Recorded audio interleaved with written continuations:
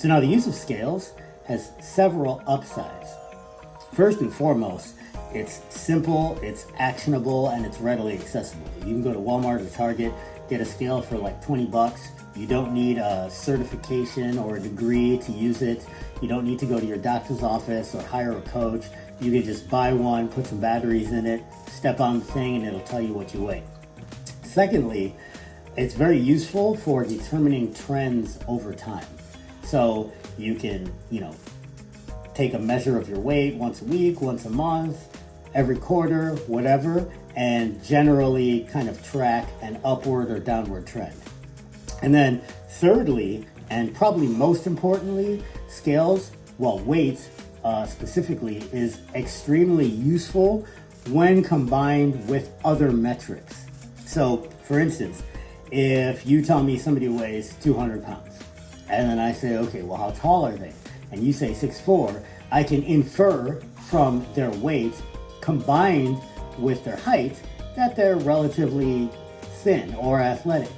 Whereas if you say they're 5'4", I can infer from their weight and their height that they're either overweight or extremely muscular. Relative to the objective that most people have when they weigh themselves, scale weight can be wildly inaccurate. So even in the two previous cases I mentioned, the 6'4" versus the 5'4" individuals that weigh 200 pounds, it still doesn't necessarily give me a very holistic picture of their body fat, their athletic performance, any of their health markers, none of that. It's very nebulous as to what that means. I can just kind of generally picture whether or not they're either we'll call it stocky, as a general term, or relatively thin / athletic type of person. Secondly, scales that you purchase, the readily accessible kind, are generally very imprecise. At best, you can expect them to have, a standard deviation of a couple of pounds. So you're not necessarily getting the most accurate measurement from a scale that you paid less than $20 for. Third, the cultural significance and effect on psychology. A lot of people hedge their bets, put a lot of emotional weight, pun intended, into how heavy they are and what that device tells them every morning or whenever they step on it.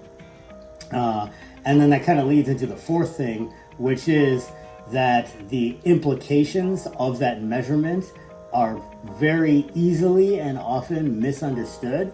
And sometimes that leads to, for lack of a better term,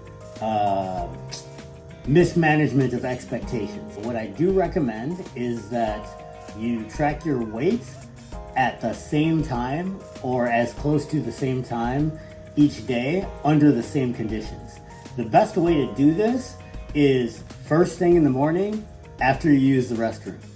That'll eliminate as many variables as you can and kind of give you the same conditions each morning, so that even though that device itself might be slightly inaccurate, because you're using the same device under the same conditions, it gives that measurement a high validity.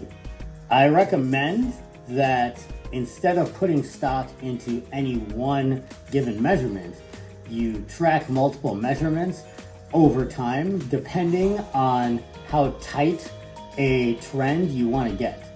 You have to remember that acutely that number is probably going to be very inaccurate, but over a week, a month, a quarter, now you can track, say over a week for instance, you can track 7 days and then look at your high, look at your low, track the average, and then compare that to highs and lows and averages of successive or preceding weeks. And then you get kind of a more holistic picture of what your diet, your day-to-day life, stress, so on and so forth, exercise, these kinds of things are affecting how your weight's trending up or down. It's very important if you're going to use a scale as a measuring device, that you take a very clinical approach to it and disassociate your feelings from those numbers. Because it's not necessarily always going to tell you what you want it to, but what it is telling you can be very meaningful towards you getting to your goal more efficiently.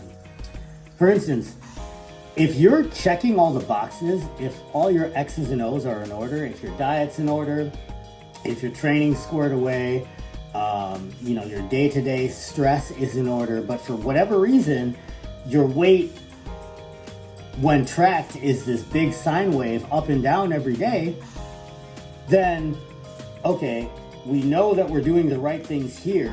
What aren't we doing correct? Maybe it's our sodium intake. If you're female, your menstrual cycle can affect day-to-day weight fluctuations as well. There's a host of other things. Certain supplements you might be taking, pharmaceutical interventions, both legal or otherwise. All these things can affect what that number says on the scale day to day. And so by looking at it from a more clinical perspective, as opposed to like, I really want it to go down and I'm trying really hard and it's just not working, it can actually be counterproductive, both for positive weight gain, muscle gain, and positive weight loss, reduction in adiposity, because worrying about things adds to your stress, and adding to your stress it's the killer of all the things that you want to happen inside your body.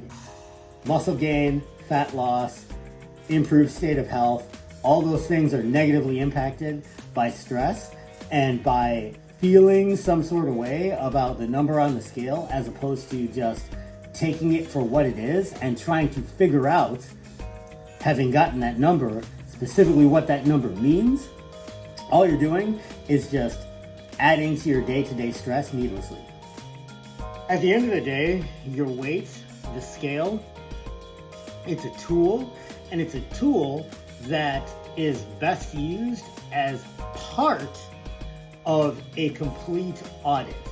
And like any audit, it can give you leading and lagging indicators of sustains and improves, but it shouldn't necessarily be the sole or the primary arbiter of your decision-making process when it comes to your health, fitness, aesthetic, or performance goals.